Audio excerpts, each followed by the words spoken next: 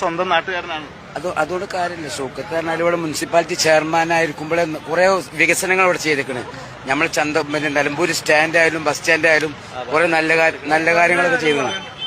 അപ്പോ Chanthakunnu bus stand പൊളിച്ചത് കോൺഗ്രസ്സാറാണ്. അത് പറയില്ല ആൾക്കാർ. സ്വരാജ് ജയിക്കുമ്പോടെ നല്ല വ്യക്തിത്വത്തിന്റെ ഉടമയാണ്.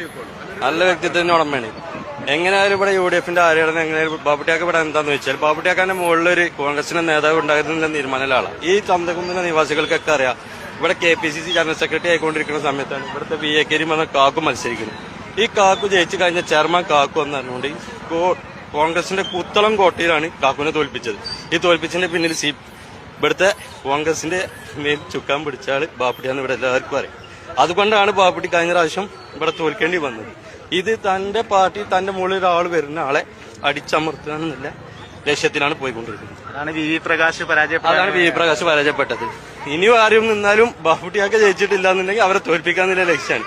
ബാപ്പുട്ടിയാക്കാണ് നിലമ്പൂരത്തെ കോൺഗ്രസ് നിലവിടുത്താണ് ബാപ്പുട്ടിയാക്ക് നിൽക്കുന്നത്.